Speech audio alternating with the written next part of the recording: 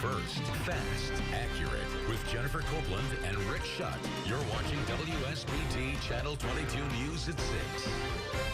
We're learning new details tonight in a massive horse barn fire that killed nearly 24 animals. It is breaking news we first told you yesterday on WSBT 22 News at 5. We now know 18 horses, 1 donkey, and a dog were killed in this fire near Edwardsburg. We've had teams in Cass County since this fire started. WSBT 22's Suzanne Spencer is learning new details tonight about water problems for Edwardsburg.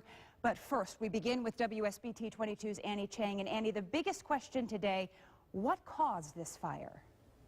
Well, we may never know, Jennifer, and that's because there's a giant smoking pile of rubble behind me. The fire chief tells me there's simply too much destruction, and that means they may never find a cause for the fire. Well, neighbors tell me they can't believe what they saw. 16-year-old Austin Stile was close to tears describing the massive fire across the street from his home. I couldn't believe what I heard.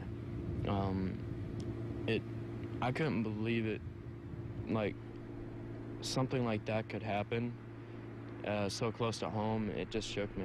Too close to home for neighbors like Londas Carpenter, who watched from his window. Because all I see is the smoke come up here, and it just looked like a darn hydrogen bomb hit. Oh, really, really black smoke, horrible. The biggest disaster this town has seen in years. The 3 years I've been chief, it's the biggest. It's probably one of the biggest ones in the county. It took 80 firefighters from at least 13 departments, 8 hours, and countless gallons of water to tame. In the end, nearly 24 animals didn't make it, but no people were hurt.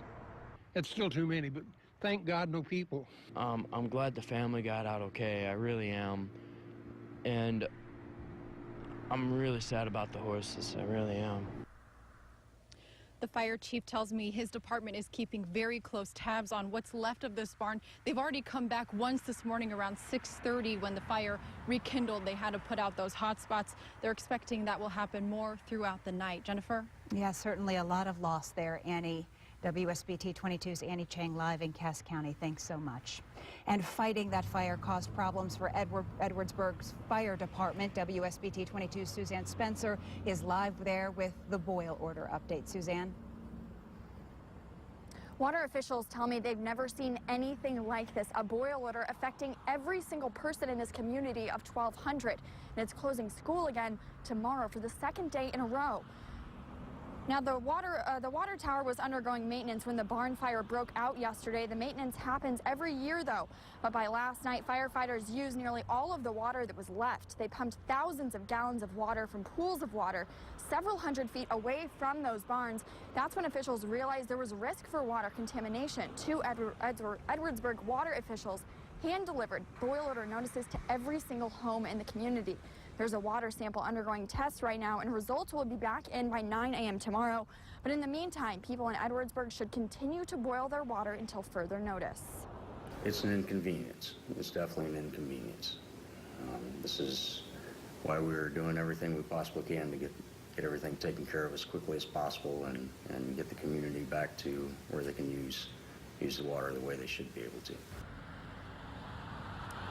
Now, we do want to clarify again, people who use their own private wells for their water sources, they are not affected by this boil order. And again, want to reiterate, Edwardsburg schools closed tomorrow again for the 2nd day in a row. They're waiting to hear results back from this water test coming back in at 9 a.m. tomorrow before they decide whether to close on Friday.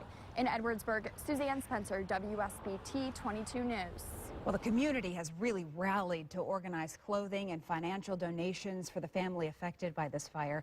In a Facebook group set up for Smithfield Stables, clothing stores, construction companies, and strangers are all offering their help, and you can too.